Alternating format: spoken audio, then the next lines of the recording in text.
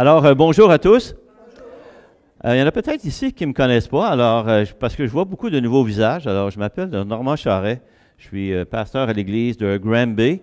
On a eu l'occasion à plusieurs années d'implanter cette église ici à Saint-Liboire. Alors, on avait mis à part Sylvain et Carmen. On les avait envoyés pour implanter une église. Et ici, on voit l'Assemblée de Dieu à Saint-Liboire, l'Église de Dieu. Merveilleux. Un grand privilège d'être ici ce matin. Et là, moi, j'avais l'impression que je pourrais enseigner seulement qu'avec des dames ce matin, moi. Alors, je pensais que puis là, j'imagine que les dames, vous allez être vraiment comblées. Là. Vous allez recevoir du poisson, là. Là, vous allez avoir du poisson pendant 3 semaines, là. Hein? Là, ça n'arrêtera pas, là.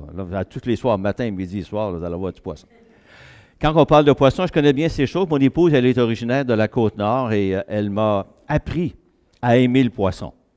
Avant, moi, j'étais un gars de Montréal. Hein. Je suis né sur l'asphalte.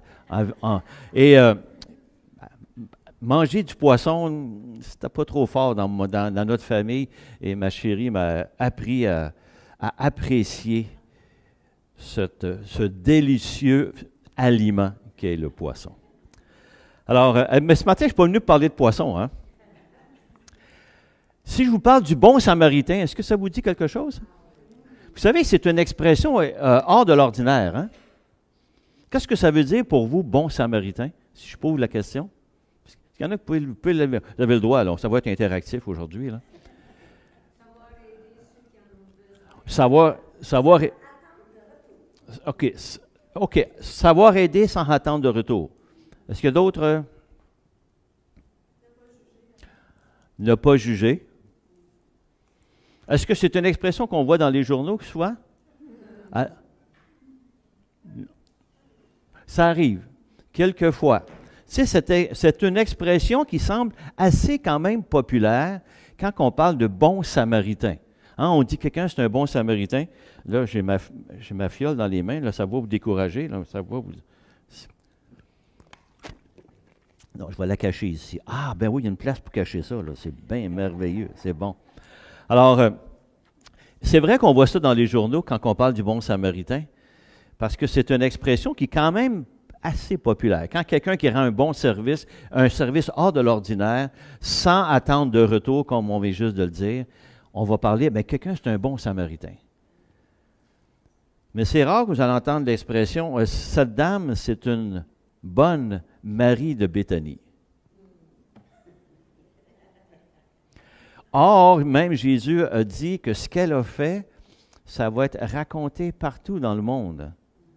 Comment ça se fait qu'on n'entend pas parler de Marie de Béthanie? Et ce matin, c'est ce qu'on va regarder ensemble. Juste certains passages où que justement cette dame qu'on retrouve, un personnage qu'on retrouve dans les évangiles, qui rencontre Jésus. Il y a quelque chose de particulier, c'est que dans ces 3 rencontres, elle se retrouve à ses pieds, aux pieds du Seigneur Jésus. Les 3. Alors, on va regarder ça ensemble ce matin, puis on va pas nécessairement mettre le focus nécessairement sur Marie de Béthanie, mais sur la façon que Jésus la reçoit et la façon que Jésus la rencontre au niveau de ses besoins. Et ça va nous donner tout un enseignement sur Jésus qui nous accueille dans toutes les circonstances de nos vies. Et ça va être ce qu'on va regarder ensemble. Alors, je vais vous inviter à regarder, vous allez avoir le texte de toute façon, dans Luc, au chapitre 10, donc l'Évangile de Luc, au chapitre 10, à partir du verset 38. Je ne sais pas si c'est bien clair, vous voyez bien, oui? C'est bon. Alors, le texte nous dit, « Comme Jésus était en chemin avec ses disciples, il entra dans un village et il y a une femme nommée Marthe le reçut dans sa maison. » Ça ressemble un petit peu à mon épouse. Elle avait une sœur nommée Marie qui était assise aux pieds du Seigneur, écoutait sa parole. Marthe, occupée à divers soins domestiques, survint et dit, « Seigneur, cela ne te fait-il rien que ma sœur me laisse seule pour servir? Dis-lui donc de m'aider. » Le Seigneur lui répondit, « Marthe, tu t'inquiètes et tu t'agites pour beaucoup de choses. Une seule chose est nécessaire, Marie a choisi la bonne part qui ne lui sera point ôtée. Bien, ça s'est passé à Béthanie, cette rencontre-là, à 3 kilomètres de Jérusalem. Et dans cette maison-là, c'était juste après, Jésus a envoyé à un moment donné ses disciples, les 70, en mission. Et cet épisode-là se passe à peu près après. Donc, il est avec ses disciples. Je ne pense pas qu'ils sont 70 dans la maison, là, mais le texte nous dit que Jésus est avec ses disciples. Donc, Jésus, disciples, ils sont 12, Marthe, Marie. Donc, on parle d'à peu près d'une quinzaine de personnes dans cette maison. On peut prévoir que Marthe, c'est peut-être celle qui est l'hôtesse de la maison. Elle est peut-être propriétaire de la maison, elle est peut-être veuve, on ne sait pas, mais c'est elle qui reçoit. On peut peut-être dire que Marthe, c'est une femme qui veut bien faire les choses. On a des invités, Jésus est quand même quelqu'un qui est connu, et elle veut bien le recevoir. Je pense que la plupart d'entre vous, mesdames, vous devez être comme ça à la maison. Lorsqu'on reçoit des invités, généralement, on met ça propre, c'est beau, on s'arrange, puis des fois, on sort une nappe spéciale, un petit plat. Très souvent, c'est ce qu'on veut faire, parce qu'on veut bien recevoir les gens. On pourrait dire sûrement que Marthe, c'est une bonne Samaritaine. Mais là, peut-être qu'elle a commencé à servir ou à se préparer avec Marie qui est avec elle, mais lorsqu'ils sont arrivés, Marie a laissé la job, puis elle s'est assise au pied du Seigneur Jésus. Et Marthe n'a peut-être pas tout à fait aimé ça. Et on voit un petit peu comment que les deux sœurs se comportent. Les deux, dans un certain sens, veulent faire honneur à leur hôte. Ils veulent prendre soin. L'une, Marthe, veut prendre soin au niveau peut-être matériel, au niveau physique. Marie s'est occupée peut-être plus de la personne de Jésus. Dès qu'elle l'a vu, elle s'est assise à ses pieds pour l'écouter. Le texte nous dit bien. Donc, la réaction de Marthe est un petit peu, peut-être un reproche à l'endroit de sa sœur, puis elle est en train de donner pratiquement un ordre à Jésus. « Hey, Jésus, tu ne pourras pas dire à ma sœur qu'elle vienne m'aider. » Grouille un peu, là. Dis donc, là. Je ne pense pas que ça a été fait dans ce sens-là, mais là, Jésus lui répond avec deux mots. « Marthe, Marthe. » On a l'impression qu'il dit ça avec beaucoup de douceur. Marthe. Je pense qu'il aurait pu rajouter, c'est peut-être un repas à bonne franquette là, qu'on va prendre. Énerve-toi pas avec ça. Là. Marthe, c'est pas important. Ce que ta sœur a fait, elle a choisi la bonne part. Oh. Est-ce que ça veut dire que le service que Marthe faisait en l'endroit de Jésus et le service d'écoute, on pourrait dire, de la part de Marie qui est assise, celui de Marie qui est à ses pieds, est-ce que c'est meilleur? Il faut faire attention. Les deux veulent honorer Jésus. Les deux, l'une l'honore au travers de son service, et l'autre l'honore au travers de son écoute de sa parole. Il faut bien faire attention à savoir, est-ce qu'il y a une double mesure? Si on remarque un peu plus loin dans l'évangile de Jean, on voit que le texte nous dit que Jésus aime Lazare, Marie et Marthe. Il les aime tous les trois. Ce n'est pas parce que cet événement-là a lieu que Marthe serait considérée comme une femme très affairée, tandis que l'autre, c'est une contemplative, puis que le Seigneur préfère les contemplatifs, ceux qui sont à ses pieds et qui écoutent sa parole. Mais par contre, Jésus dit une seule chose est nécessaire. Il lui dit. Mais dans un certain sens, ce que fait Marie, c'est qu'elle est en train de goûter aux paroles du Seigneur. Sa personne est importante. Ce qu'il dit est important. Il ne faut pas oublier que Jésus, il vient sur cette terre et c'est un chercheur d'âmes. Et comment qu'il communique cette recherche, c'est au travers sa parole, lorsqu'il enseigne. Et Marie s'est occupée d'écouter sa parole, de boire cette parole, d'avoir cette communion avec Jésus assise tout près de lui. Son désir, c'est d'écouter, d'être en sa présence. Elle lui témoigne du respect, peut-être de la joie. Les paroles qui sortent on sait que toutes les paroles de Jésus sont des paroles qui sont puissantes, mais on sait que ce sont des paroles de la vie éternelle. C'est ce qu'elle est à l'écoute. C'est bon. Marie, elle a choisi d'écouter Jésus. Ce n'est pas nécessairement dire qu'elle veut négliger sa sœur, mais là, Jésus était là, puis elle en a fait une priorité. Ce n'est pas un manque de respect, comme on dit, mais tout simplement qu'elle a fait. Elle ne vive pas, cette histoire-là ne vive pas ne vise pas, excusez-moi, je suis en train de... Si je prends un petit peu d'eau, je voulais dire ne vise pas à démontrer, comme on dit, la valeur supérieure de la contemplation par rapport au service.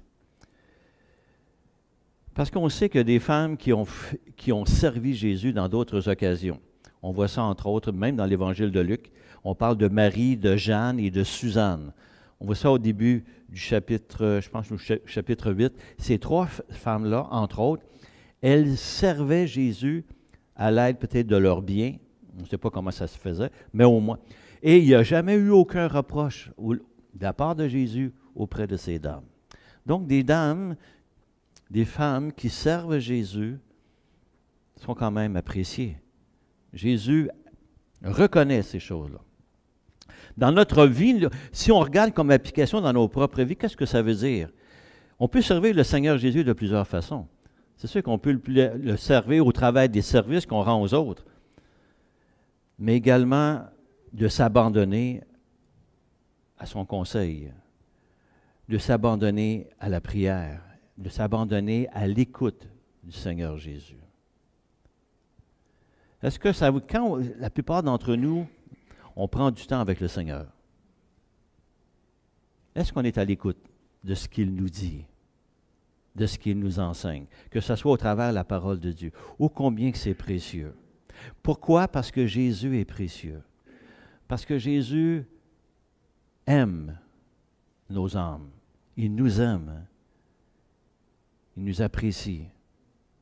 Et sa parole, c'est ce qu'il y a de plus précieux pour chacun d'entre nous. N'hésitons pas à écouter la voix du Seigneur dans toutes nos vies, à chaque jour. Au travers de sa parole, au travers même les événements qui sont autour, le Seigneur nous parle.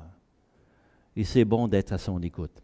L'exemple de Marie ce matin, c'est un exemple extraordinaire d'une dame qui se met à l'écoute du Seigneur Jésus. Comme nous tous, on est appelés à boire ses paroles, à se remplir de ces bonnes choses qu'il nous donne, à mettre Jésus au centre de nos préoccupations. On peut travailler, on peut servir les autres, mais est-ce qu'en même temps, on est en mesure de parler au Seigneur Jésus? Moi, je suis quelqu'un qui est comme ça. Hein. Moi, je travaille, là, puis la bouche me bouge. Mon épouse, des fois, elle me regarde, elle dit, normalement, elle est en train de couper le gazon. Elle me dit, qu'est-ce qu'il parle, là? Puis, je me suis reproduit parce que mon fils est comme ça. Mais je parle au Seigneur. Ça arrive. J'ai des très bonnes jases avec lui, là. Puis quand je parle à la tondeuse, puis surtout quand ça ne marche pas, là, des fois j'ai des bonnes jases aussi avec lui. Seigneur, fais-tu quelque chose? Merci, ou ben non, grand, là, des fois seulement qu'un rayon de soleil ou un nuage dans le ciel, comment c'est vraiment beau. Et c'est un temps où on peut partager notre louange et s'adresser au Seigneur, puis lui dire à quel point il est beau, à quel point il est grand. Puis c'est ce qu'on a chanté même ce matin. C'est bon. Vous savez qu'il y a un sondage il y a quelques années, on a fait un sondage auprès de 20 000 chrétiens dans le monde et plus de 40% d'entre eux affirmaient que souvent et toujours, ils sont en mode rush pour faire leur tâche. et que finalement 60% d'entre eux reconnaissent que souvent et toujours leur occupation nuise à leur communion avec le Seigneur.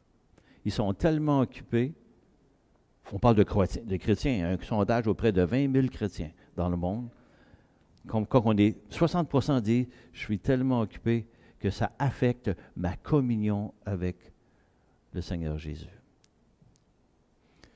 Le Seigneur Jésus est digne qu'on prenne du temps avec lui et qu'on l'écoute. Il a cette dignité extraordinaire. Il est venu comme Seigneur et Sauveur de nos vies. Prenons le temps avec lui. Comment ça peut être bon? Ensuite, on retrouve Marie dans une autre circonstance. Là, la maison, là, qu'actuellement, là, avec Marthe et Marie, puis les 12 sont là, c'est beaucoup de joie. Mais le prochain épisode, là, c'est dans le deuil, après la mort de Lazare. Alors, la maison de joie s'est transformée en maison de deuil, et le texte qu'on va regarder, c'est dans Jean au chapitre 11, à partir du verset 28. Je vous raconte un petit peu le contexte. Vous savez, le texte nous dit que Lazare, Marie et Marthe sont frères et sœurs ensemble, que Lazare est mort. Elles envoient avertir Jésus que Lazare est gravement malade, mais Jésus reste 2 jours à l'endroit où il a reçu l'annonce. Donc, le temps de revenir, on peut calculer que ça peut prendre peut-être au moins une bonne journée. Puis lorsqu'il revient, Lazare est mort. Et là, les sœurs sont déçues, dans un certain sens, parce qu'ils ont averti Jésus lorsqu'il était malade. Or, ils avaient vu souvent Jésus guérir de malades. Donc, ils s'attendaient, hey, vu que c'est notre ami, nous sommes les amis de Jésus, il va sûrement venir guérir son ami Lazare, notre frère. Et finalement, Jésus, le texte nous dit bien que c'était afin, Jésus a retardé, puis il a dit à ses apôtres, c'est afin que la gloire de Dieu puisse éclater. La raison pour laquelle il a tardé à cette venue. Mais le texte nous dit que lorsqu'il est arrivé, c'est sûr, dans une maison de deuil. Vous savez comment ça peut se lamenter en Israël. Si vous connaissez un petit peu l'histoire en Israël, les gens, lorsqu'ils pleurent pour un deuil, ils pleurent. Ils se lamentent. Vous avez peut-être vu ça dans certains reportages, surtout au niveau du Moyen-Orient. Là. Actuellement, on voit ça en Palestine, lorsqu'il y a des gens qui meurent, là, les gens qui crient. Et c'est une façon d'exprimer leur douleur face au deuil. Alors, le texte nous dit, à partir du verset 28, il dit, ayant ainsi parlé, elle s'en alla. Donc, ça veut dire que Marthe, elle a déjà rencontré Jésus, puis elle dit à Marie, Jésus veut te rencontrer. Ben non, Jésus vient juste d'arriver. Alors, le verset 28 nous dit, ayant ainsi parlé, elle s'en alla. Ça, c'est Marthe. Puis, elle appela secrètement Marie, sa sœur, et lui dit, le Maître est ici et il te demande. Dès que Marie eut entendu, elle se leva promptement et alla vers lui. Car Jésus n'était pas encore entré dans le village où il était dans le lieu où Marthe l'avait rencontré. Les Juifs qui étaient avec Marie dans la maison et qui la consolaient, l'ayant vue se lever promptement et sortir, la suivirent, disant, elle va au sépulcre pour y pleurer. Lorsque Marie fut arrivée là où était Jésus et qu'elle le vit, elle tomba à ses pieds, encore à ses pieds. Et elle lui dit, Seigneur, si tu eusses été ici, mon frère ne serait pas mort. Jésus, la voyant pleurer, elle et les Juifs qui étaient venus avec elle, frémit dans son esprit et fut tout ému. Et il dit, où l'avez-vous mis? Seigneur, lui répondirent-ils, viens et vois. Et Jésus pleura. On arrête l'histoire juste ici pour voir cette rencontre très rapide entre Marie et Jésus qui s'est jeté à ses pieds en train de répandre sa douleur. Le texte nous dit, Jésus la voyant pleurer.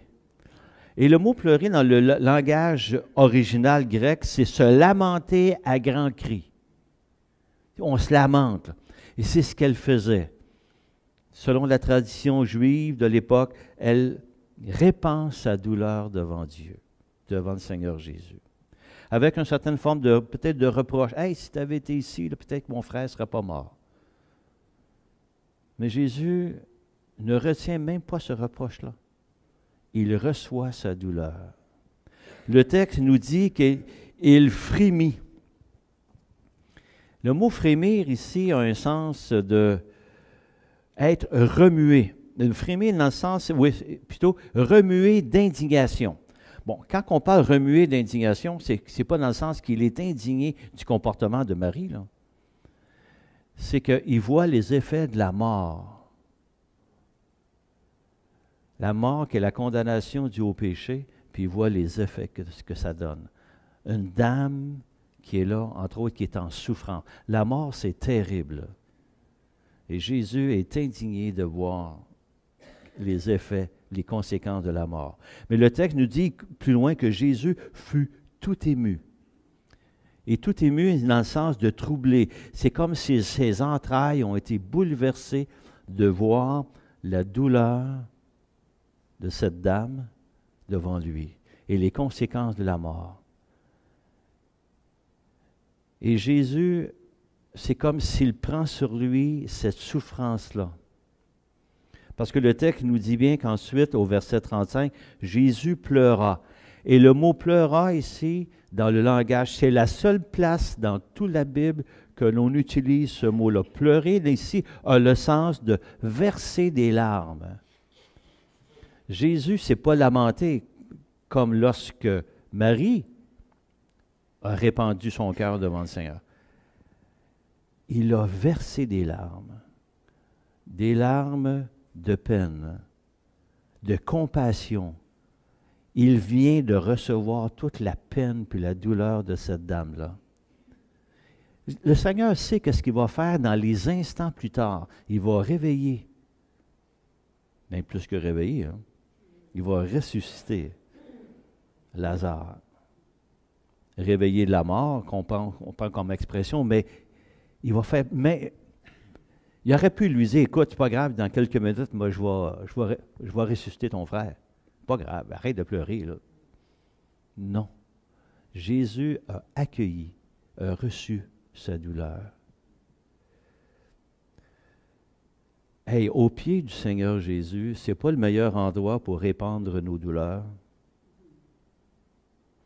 Il y en a peut-être quelques-uns d'entre vous, vous avez suivi une fête de semaine qui s'appelle Renversons les forteresses. Puis une des choses que l'on apprend, c'est de répandre notre cœur devant Dieu. D'aller devant Dieu avec tout ce que l'on est. Marie, elle a été devant le Seigneur avec tout ce qu'elle est. C'est une femme qui est peut-être plus contemplative que sa sœur, plus mélancolique, plus sensible. Et elle a répandu sa douleur devant le Seigneur. Puis le Seigneur l'a reçu. Le Seigneur a pleuré avec elle. Puis vous imaginez que lorsque vous vous présentez devant le Seigneur parce que lorsque vous pleurez, que le Seigneur ne pleure-t-il pas? Lui qui vous aime, qui nous aime, qui veut pour nous ce qu'il y a de mieux, lorsqu'on répand nos cœurs devant lui, il y a de la compassion. Il sait ce que nous vivons. Il veut notre bien. C'est notre bon berger. Celui qui est capable de nous prendre sous ses épaules, parce qu'un berger, c'est ce qu'il faisait. Prendre nos douleurs sur ses épaules. Ça nous encourage à être vrai devant Dieu. Quand ça va mal, quand on est en tristesse, puis que l'on souffre, c'est une belle invitation d'aller devant Dieu, de lui raconter notre douleur, de lui partager notre douleur. Puis ça, c'est extraordinaire, en sachant que le Seigneur va la recevoir.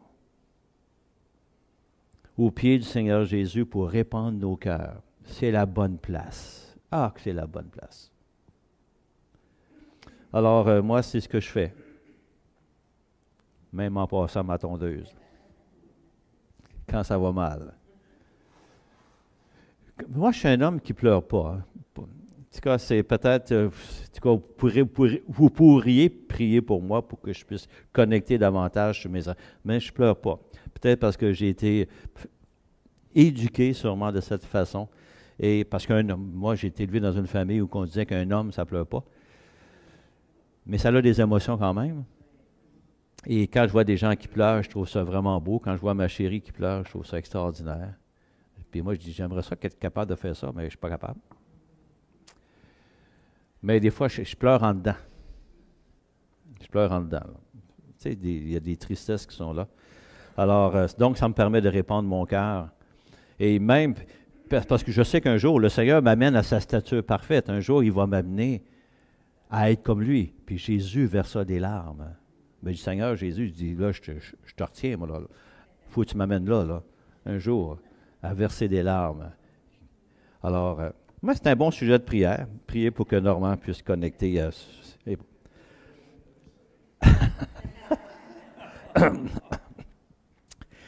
J'ai remarqué que lorsque je suis rentré ici, ce matin, le verset qui était sur l'Église, c'est la première fois que je remarquais que c'était écrit « Venez à moi, vous tous qui êtes chargés et fatigués, et je vous donnerai du repos. » Allez au Seigneur Jésus.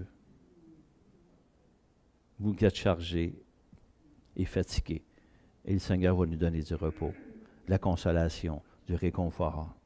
Vous savez que dans la mentalité du Proche-Orient, c'était les dieux que l'on adorait, c'était des dieux qu'on appelle, qui étaient apathiques, c'est-à-dire qu'il n'y avait pas d'émotion ou de sentiment. Alors que nous sommes en présence du Seigneur Jésus, qui lui a des émotions. C'est une personne. Dieu en personne, en Jésus, est venu sur cette terre, et au travers des émotions qu'il a vécues, ça nous démontre qu'il est une personne et qu'il reçoit ce que nous, on peut vivre. Ça nous rappelle l'amour de Dieu pour chacun d'entre nous, la compassion. Souvent, vous avez dû faire ça, peut-être mesdames, hein, de consoler un de vos enfants en le prenant dans vos bras. Moi, j'ai vécu ça souvent avec ma mère, et c'est pas extraordinaire, ça. Quand on est enfant, puis qu'on reçoit cet amour-là, cette consolation-là.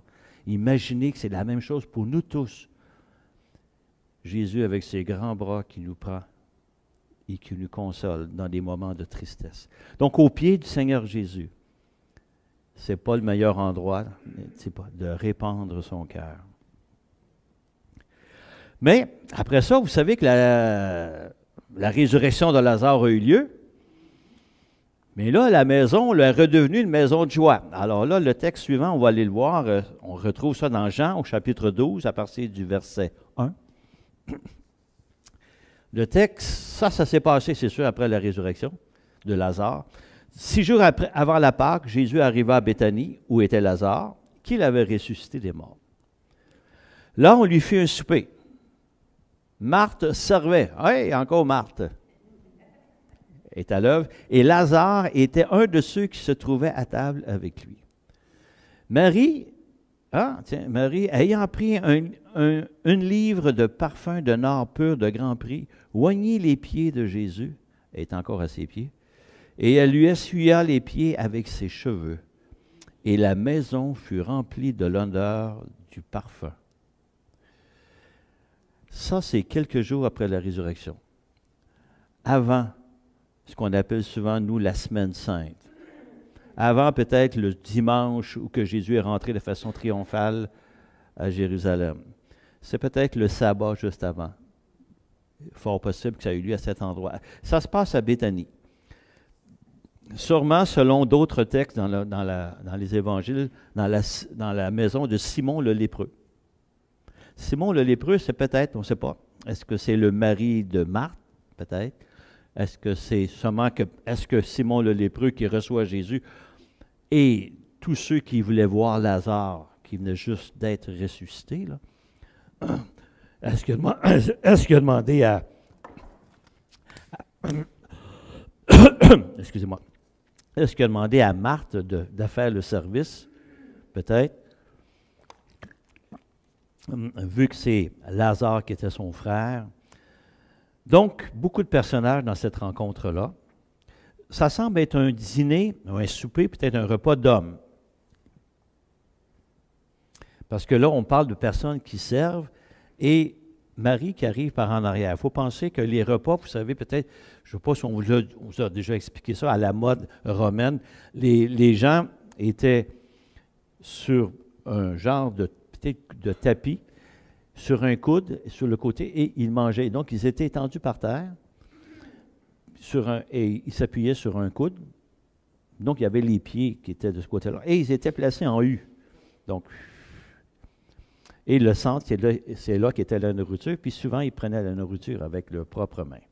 Alors, c'est comme ça qu'un repas pouvait se faire. Donc, le repas a lieu de cette façon. C'est sûr qu'il doit y avoir beaucoup de joie, parce que Lazare est ressuscité. Il va y avoir là beaucoup de gens qui étaient contents de voir Lazare, qui venaient célébrer, mais surtout honorer Jésus, parce que c'est lui qui avait ressuscité Lazare. Donc les gens là devaient être, Jésus devait être à l'honneur dans un certain sens. Et là, Marie arrive par en arrière, vis-à-vis Jésus. Et elle loin les pieds de Jésus avec un parfum de grand prix du Nord qu'on utilisait pour l'embaumement, parce qu'il était tellement odoriférant, ce parfum-là, que ça enlevait les odeurs peut-être nauséabondes. Et quand on parle de grand prix, c'est que ce parfum-là, on le retrouvait seulement qu'en Inde et dans l'Himalaya. Donc, ça veut dire que c'est un produit qui est importé. Pour se retrouver en Israël, à cette époque-là, ça veut dire que ça devait venir de loin. Et il était considéré comme étant un grand prix. Un peu plus loin dans le texte, on dit que ce parfum-là, on aurait pu le vendre et que ça aurait coûté, on aurait pu le vendre pour 300 deniers. 300 deniers, c'est l'équivalent du salaire annuel d'un ouvrier agricole. Je ne sais pas comment ça coûte, comment est payé un ouvrier agricole, c'est peut-être 60 000, bon qu'on dit en 60 000. Là. Un parfum à 60 000 $ le demi-litre, ça commence à être cher, pas mal. Là. J'ai fait juste une comparaison avec du Chanel numéro 5. Chanel numéro 5, 12 onces, c'est 8 000 $. Tandis que là, il y avait 12 onces, à peu près, peut-être un demi-litre, ou je ne sais pas. Et ça aurait peut-être coûté jusqu'à 60 000 $. Alors donc, ça veut dire que c'était un parfum de grand prix. Question qui tue. Marie, écoute, vous devez avoir de l'argent dans la famille, parce que ça coûte cher, ça. Ce parfum-là, si on peut dire, c'est que quand on a quelque chose de grand prix dans une famille, ça fait partie du patrimoine. Est-ce que c'est quelque chose qui avait été réservé?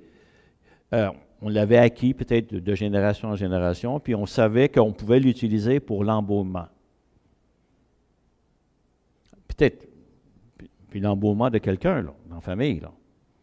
Mais là, elle prend le parfum au complet. Elle le verse sur les pieds de Jésus. Hey, c'est tout l'héritage qui s'en va, là. Elle verse sur les pieds de Jésus. Puis là, elle en a versé tellement là, que, oups, là, ça dégoûte. Fait que là, elle se défait les cheveux. Puis là, elle essuie ce qui va tomber par terre. Puis là, ce qu'elle vient de faire, là, c'est vraiment pas correct. Parce qu'une femme n'enlève pas son voile devant les hommes à cette époque-là.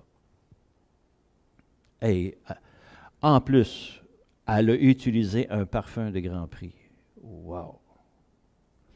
Alors, ce qu'elle vient de faire, là, c'est hors norme.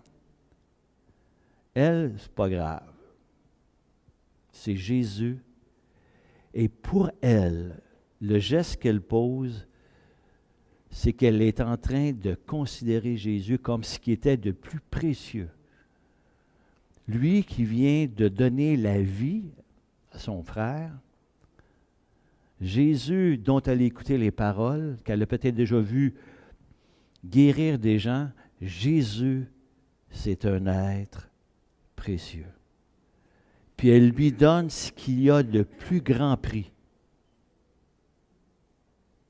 Puis elle le fait dans des conditions qu'elle-même, elle aurait pu être méprisée parce qu'elle a défait ses cheveux, puis elle a posé un geste qui était vraiment hors de l'ordinaire.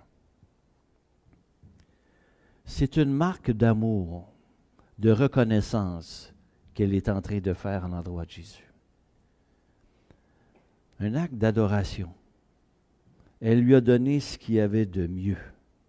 Et même Jésus le dit dans Jean 12, dans un autre texte, il dit, le texte nous dit, elle a fait ce qu'elle a pu.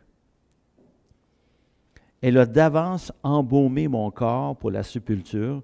Je vous le dis en vérité, partout où la bonne nouvelle sera prêchée dans le monde entier, on racontera aussi en mémoire de cette femme ce qu'elle a fait.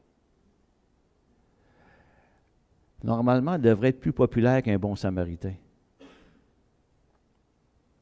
Elle est une Marie de Béthanie, dont Jésus dit que ce qu'elle a fait, c'est-à-dire exalter Jésus, glorifier Jésus, considérer Jésus comme ce qu'il y a de plus précieux,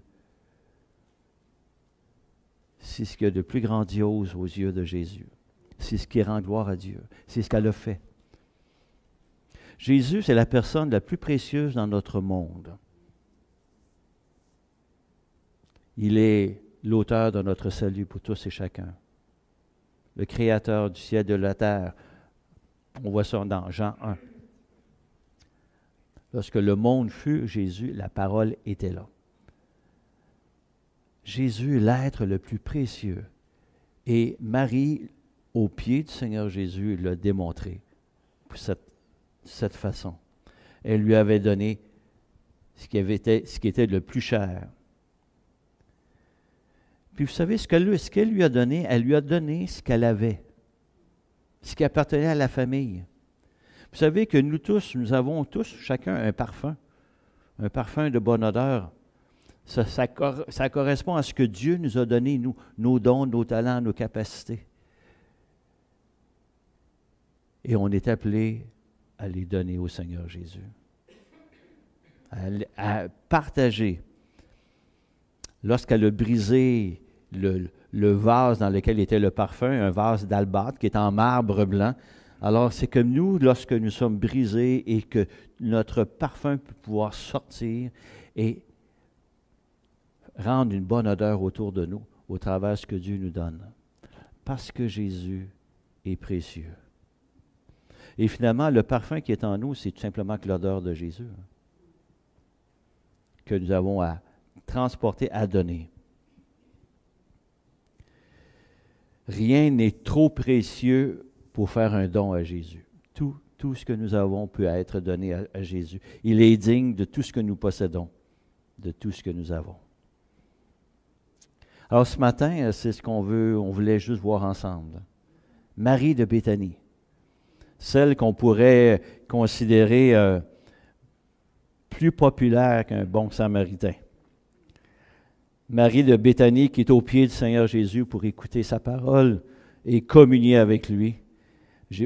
Marie de Béthanie qui a répandu son cœur devant le Seigneur en sachant que le Dieu va la rencontrer et qui est prête à exalter le Seigneur Jésus. Extraordinaire. C'est ce que nous sommes tous appelés à faire dans un certain sens. Aller au pied du Seigneur Jésus pour l'adorer dans toutes les circonstances de nos vies. Alors prions.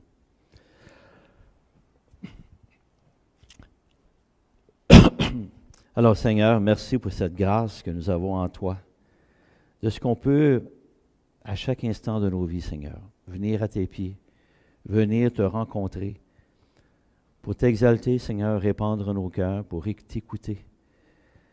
Et Seigneur, c'est tout un privilège que nous avons en toi. Seigneur, nous te prions qu'au travers ce texte, tu nous fortifies, nous encourages à se tourner vers toi dans toutes les circonstances de nos vies. Seigneur, pour se rapprocher de toi, vivre cette communion avec toi et exalter ta personne, Seigneur. Seigneur, c'est ce qui te glorifie et c'est ce que nous voulons faire au travers de nos vies transformées par ta grâce. C'est ce que nous te demandons, Seigneur, dans ton nom béni. Amen. Amen.